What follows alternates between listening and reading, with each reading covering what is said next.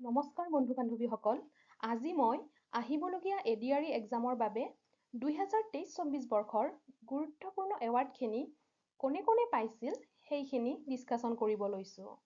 ইতিমধ্যে এই ভিডিঅ'টিৰ part 1 release হৈছে। আপোনালোকে চেনেলটোলৈ গৈ পাৰ্ট 1ৰ ভিডিঅ'টি চাব পাৰে। আজি পাৰ্ট 2 ডিছকাশ্যন কৰিবলৈ লৈছোঁ। মোৰ প্ৰথমটি কুৱেশ্যন হৈছে 2023 চনৰ সতী সাধিনী বঁটা কোনে পালে? আৰু ইয়াৰে এনচাৰটি হৈছে জয়ন্তী চুতীয়া। ইয়াত তেখেতৰ ফটোখন সংলগ্ন কৰি দিয়া হৈছে। মোৰ দ্বিতীয়টি কুৱেশ্যন হৈছে 2023 চনৰ ভীমবৰ দেউৰী বঁটা কোনে পালে? আৰু ইয়াৰ এনচাৰটি হৈছে মিল্লেশ্বৰ পাটৰ। আপোনালোকে নামটি মনত ৰাখিব। এয়া তেখেতৰ ফটো। 3 নম্বৰ কুৱেশ্যনটি হৈছে 2023 চনৰ ৰমন মেগছেছে বঁটা কোনে পালে? আৰু ইয়াৰ এনচাৰটি হৈছে ৰবি কানন। পেছাত তেখেত এজন অংকলজিষ্ট। 4 নম্বৰ কুৱেশ্যনটি হৈছে 2023 চনৰ ভৱেন্দ্ৰ নাথ শইকীয়া বঁটা কোনে পালে?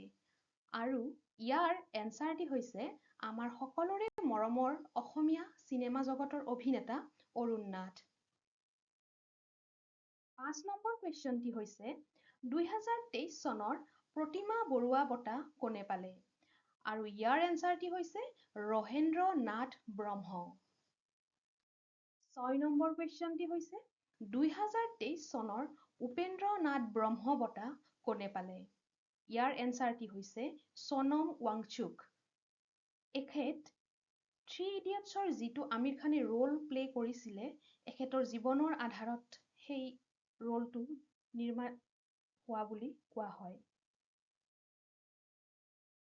7 নম্বৰ কুৱেশ্যনটি হৈছে 2024 চনৰ কালীচৰণ ব্ৰহ্ম বঁটা কোনে পালে? ইয়াৰ এনচাৰটি হৈছে উত্তম তেৰণ। ইয়াত তেখেতৰ বঁটা লৈ থকা ছবিখন দিয়া হৈছে।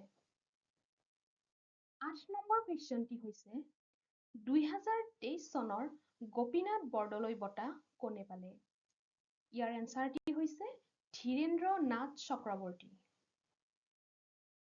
9 নম্বৰ কুৱেশ্যনটি হৈছে 2023 চনৰ কৃষ্ণকান্ত সন্দিকৈ বঁটা কোনে পালে? আৰু ইয়াৰ এনচাৰটি হৈছে ডক্টৰ প্ৰদীপ জ্যোতি মহন্ত। আৰু 10 নম্বৰ পাৰ্ট 2ৰ শেষৰটি কুৱেশ্যন হৈছে 2023 চনৰ চুকাফা বঁটা কোনে পালে? আৰু ইয়াৰ এনচাৰটি হৈছে ধীৰেন্দ্ৰ নাথ বেজবৰুৱা। আপোনালোকে এই নামখিনি গোটেই মনত ৰাখিব। আজিলৈ ভিডিঅ'টি ইমানেই আছিলে আৰু এই বঁটাসমূহৰ পাৰ্ট 3 ভিডিঅ'টি অনতিপলমে আমি দি আছোঁ। গতিকে আপোনালোকে চেনেলটিৰ লগত জড়িত হৈ থাকক। তাৰ বাবে আপোনালোকে চেনেলটি লাইক কৰিব, ছাবস্ক্ৰাইব কৰিব আৰু শ্বেয়াৰ কৰিব। Thank you so much.